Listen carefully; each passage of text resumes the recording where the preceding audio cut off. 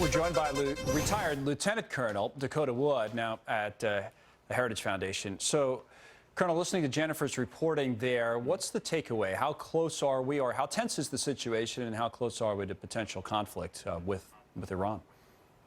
Right. Well, I think it's similar to any other policy or announcement coming out of the White House or D.C. You want to look at what the actual policy being implemented is and kind of ignore all the hand-waving and heated rhetoric. So what are the forces? What are their posture? Are troops moving to the region? None of that is really happening. I mean, you've had any shows of force, but there's nothing really postured for some kind of a massive strike. So let's look at the actions and not pay attention so much to the words. Okay. As you look at what President Trump has said, and you say what he's done has been different maybe than what some administration officials have said, but there has been some written that maybe the president's being purposely confusing to the Iranians in terms of the tweets that are sent out and the like, and, you know, on one hand saying, hey, we're ready to go after them, the other hand saying, no, I don't want to fight. And do you think that's part of what's happening here, or is that what you're saying?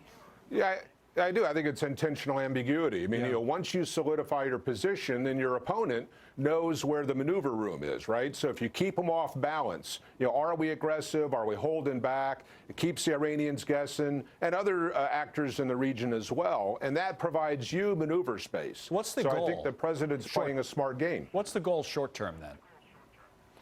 The goal short term is to get this. One, we're seeing the impact of a full court press, maximum pressure sanctions. Otherwise, the Iranians wouldn't be reacting like this. And you're getting other actors in the region to get involved. You know, nobody wants war. So what are people willing to do to prevent that? And it's the Iranian problem with their nuclear capabilities. It's the Iranian support to terrorist organizations and the mayhem that they're really fomenting in the region. So the short-term goal is to get them back in the box, have them discuss things instead of acting militarily, such as potential sabotage of tankers, rocket attacks against the embassy, et cetera. But when the president talks about or threatens the official end of Iran and basically saying that's what war would mean, is that something you think he's serious about and willing to follow through on if it got to that point? Think he'd be willing to back up what he's saying there?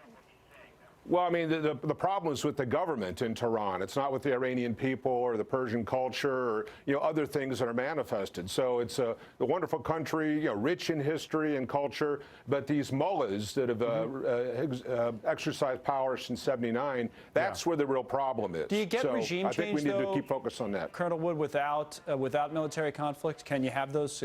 Can you get a regime change in Iran without actually going to war?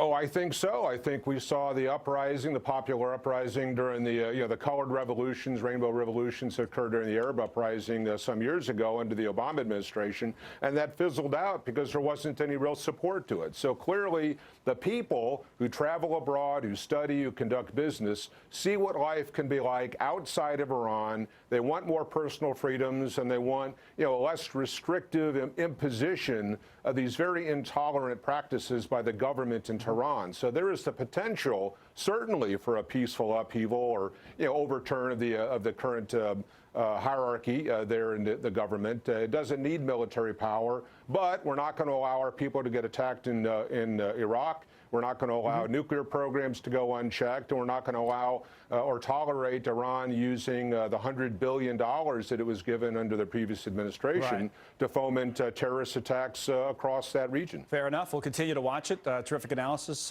Colonel Dakota Wood, thank you for coming on. We appreciate it. Thank you. Appreciate it. A gift with